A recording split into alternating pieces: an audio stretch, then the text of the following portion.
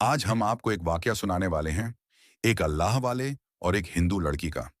जब उस हिंदू लड़की ने इस्लाम कबूल कर लिया, तो उसके हिंदू शौहर ने अपनी मुसलमान बीवी के साथ क्या किया? फिर उस हिंदू शौहर पर अल्लाह का कौन सा अजाब हुआ? इस वाकये को जानने के लिए हमारे साथ रहिएगा। बिस्मिल्लाह हिर रहमान निर रहीम। एक इलाके में अहमद साहब नामक एक अल्लाह वाले रहा करते थे, जो बहुत ही नेक थे। हर वक्त अल्लाह की इबादत किया करते थे, कभी भी अल्लाह की याद से गाफिल नहीं होते थे। उस इलाके में हिंदू और मुसलमान दोनों रहा करते थे। वहां के लोग अक्सर अहमद साहब के पास आकर अल्लाह के दीन सीखा करते थे।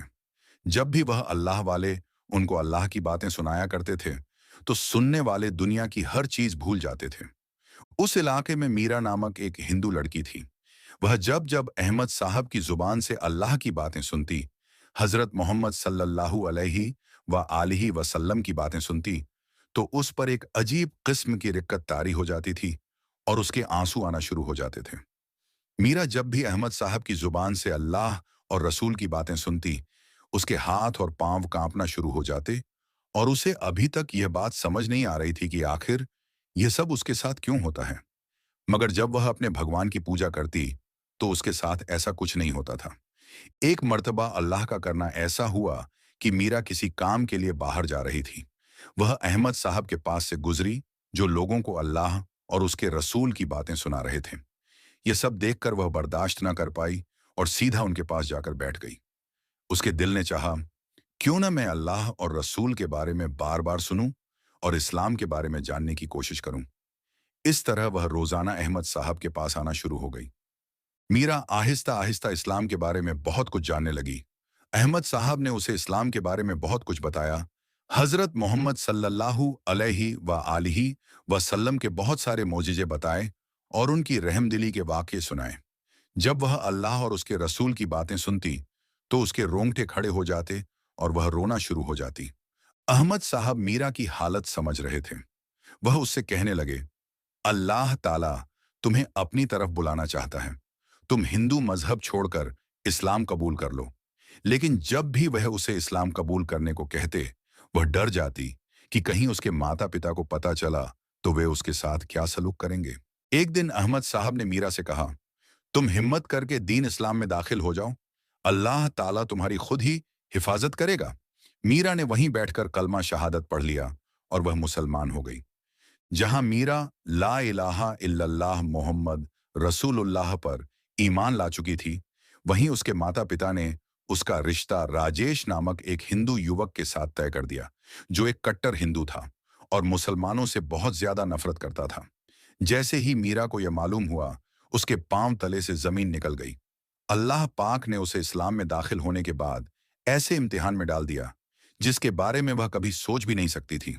और उसके माता पिता उसकी शादी भी जल्दी ही राजेश के साथ करना चाह रहे थे। अब वह सारी रात छुप छुप कर अल्लाह की इबादत करती और उससे मदद मांगती रहती। और वह वक्त आ गया जब उसके माता पिता ने उसकी शादी राजेश के साथ कर दी। मीरा दौड़ती भागती परेशानी की हालत में अहमद साहब के पास गई। अहमद साहब ने उससे बड़े ही प्यार से कहा, हो सकता है तुम्हारी शादी जमीन पर पाए जाने वाले सबसे बुरे व्यक्ति से हो रही हो, जैसे हजरत आसिया की फिरौन से। लेकिन यह चीज उनके लिए अल्लाह से मोहब्बत को बदल ना सकी और अल्लाह ताला तुम्हें जन्नत में हर औरत से ऊंचा दर्जा देगा। तुम अपने मकाम को जानो और अल्लाह पर भरोसा रखो। इस तरह मीरा की शादी राजेश से हो गई। अब अल्लाह की कुदरत देखें कि जब राजेश अपनी मुसलमान बीवी के पास आने की कोशिश करता, अल्लाह पाक उसे बहुत ही गहरी नींद सुला देते।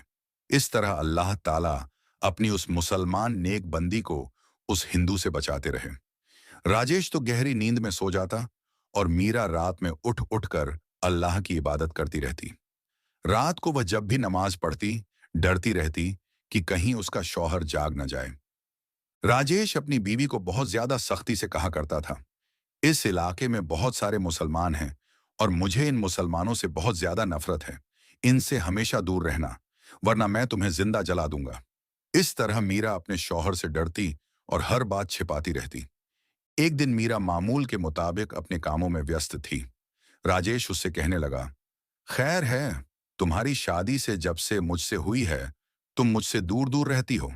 क्या तुम इस शादी से खुश नहीं हो? ये सुनकर मीरा डर गई और कहने लगी, ऐसी कोई बात नहीं है, आपको जरूर कोई गलत फहमी हुई है। राजेश ने उससे कहा, मुझे ऐसा लगता है जैसे तुम मुझसे कुछ छिपा रही हो। मीरा ने कहा, ऐसी कोई बात नहीं है।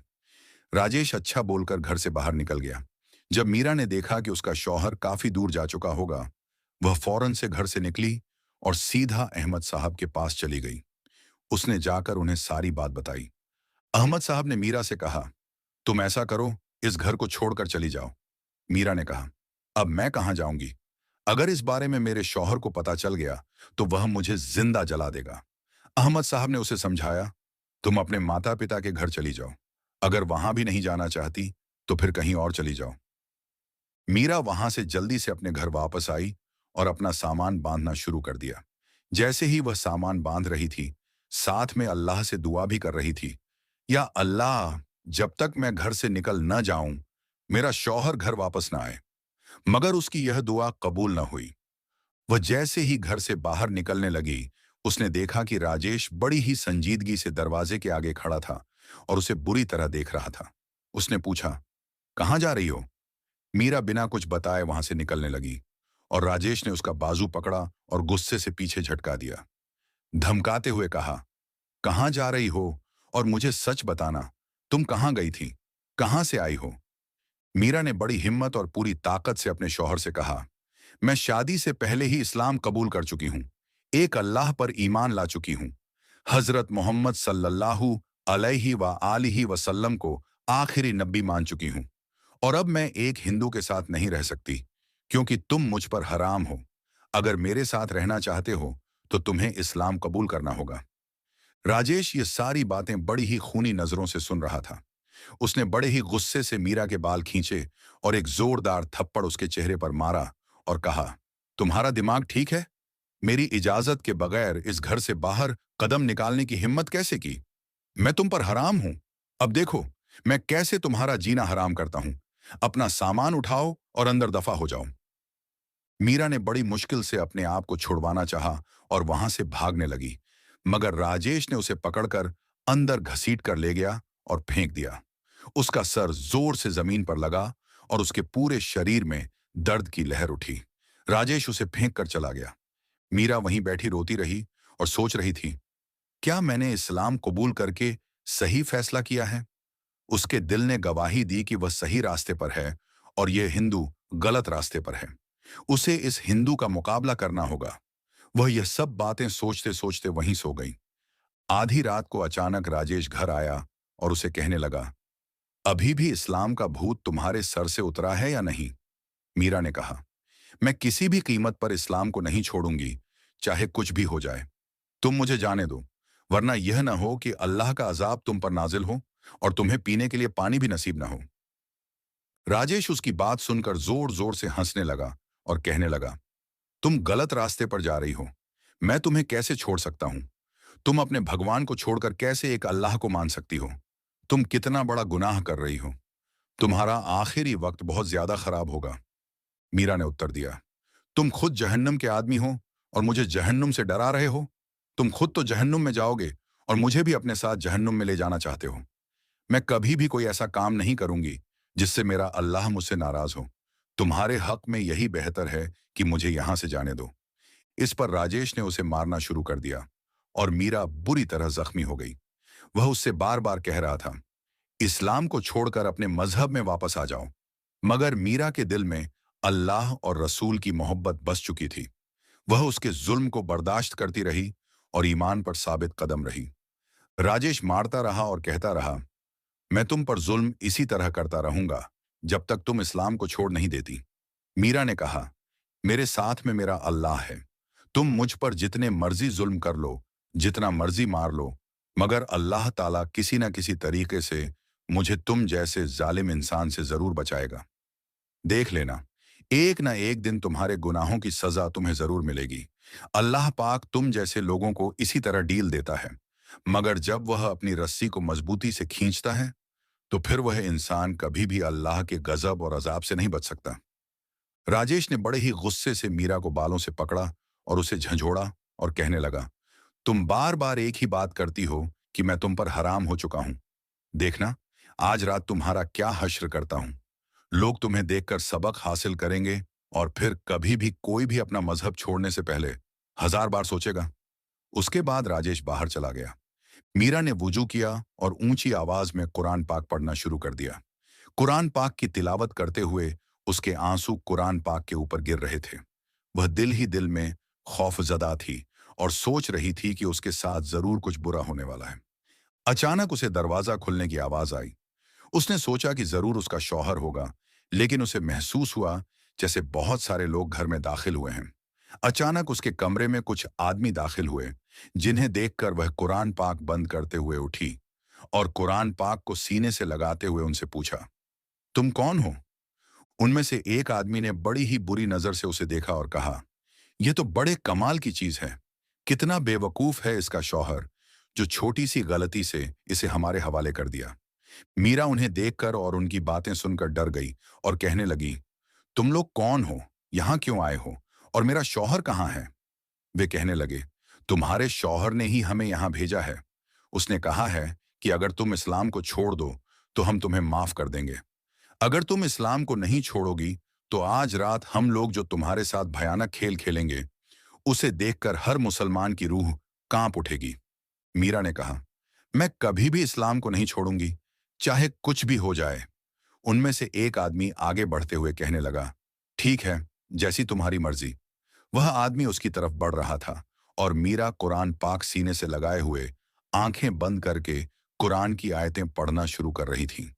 वह जोर जोर से चीख चीख कर कुरान पढ़ती रही और अल्लाह को याद करती रही। वह कहती रही, या अल्लाह पाक, मेरी इज्जत की हिफाजत करना, मुझे कभी भी गंदा मत होने देना। मीरा काफी देर तक आंखें बंद करके कुरान पाक पढ़ती रही और अल्लाह से मदद मांगती रही। जब उसने आंखें खोलीं तो वह हैरान थी। एक जोरदार धमाका हुआ था और वे आदमी जलकर राख बन चुके थे। उनके जिस्म जलकर कोयला बन चुके थे। कमरे में चारों तरफ आग लगी हुई थी। ये सब देखकर मीरा हैरान रह गई। जब उसने देखा कि कमरे में चारों तरफ आग लगी हुई है, तो वह पीछे की खिड़की से बाहर निकली। जैसे ही वह बाहर निकली, उसके सामने राजेश खड़ा था, जो उसे बाहर देखकर हैरान रह गया और कहने लगा, कमरे में इतना बड़ा धमाका हुआ और तुम कैसे बच गई? मीरा ने कहा, यह मेरे अल्लाह पाक का मोजिजा है। वह इसी तरह अपने बंदों की मदद करता है। जैसे ही राजेश उसे पकड़ने के लिए आगे बढ़ा, उसका जिस्म वहीं जम गया और उसका चेहरा तो इंसान का था, मगर उसका शरीर आहिस्ता आहिस्ता एक कुत्ते का बन गया। मीरा अपने शौहर को इस हाल में देखकर डर गई। जब उसने देखा कि वह रो रहा था और उसकी आंखों में आंसू बह रहे थे, वह उसे लेकर अहमद साहब के पास चली गई और पूरा वाकया उन्हें बताया। राजेश, जो अब एक कुत्ता बन चुका था, फौरन से अहमद साहब के कदमों में गिर गया और बोलने लगा, मुझे माफ कर दीजिए। न जाने आप कौन हैं, आपका अल्लाह कौन है, जो अपने नेक बंदों की हर मुश्किल से हिफाजत करता है। आप अपने अल्लाह से दुआ कीजिए कि मुझे दोबारा से ठीक कर दें। मैं इस्लाम कबूल करने के लिए तैयार हूं। अहमद साहब ने अल्लाह के हुजूर दुआ की और अल्लाह पाक ने उस कुत्ते से राजेश को फिर से इंसान बना दिया। जब वह ठीक हो गया तो मीरा ने उससे पूछा, क्या आप वाकई इस्लाम कबूल करना चाहते हैं? राजेश ने कहा, हाँ, जो मैंने अपनी आंखों से देखा है, कोई पागल ही होगा जो अल्लाह पर यकीन नहीं रखेगा, उस पर भरोसा नहीं करेगा। अहमद साहब ने राजेश को कलमा पढ़ाया और वह मुसलमान हो गया। फिर वे दोनों पति पत्नी हंसी खुशी जिंदगी गुजारने लगे। सुभान अल्लाह। मोहतरम नाजरीन, अल्लाह ताला कुरान पाक में फरमाते हैं, जब तुम किसी चीज का इरादा कर लो, किसी चीज का फैसला कर लो, तो फिर अल्लाह पर भरोसा रखो। अल्लाह पाक तुम्हारी मदद वहां से करेगा जहां इंसान का गुमान भी नहीं जाता। अल्लाह पाक से दुआ है कि अल्लाह पाक हमें अमल करने की तौफीक अता फरमाए। आमीन। इस कहानी को दूसरों तक शेयर कर दें। हो सकता है कि आपके एक शेयर से यह बात किसी के दिल में उतर जाए और हम सबके लिए सदका जारिया बन जाए।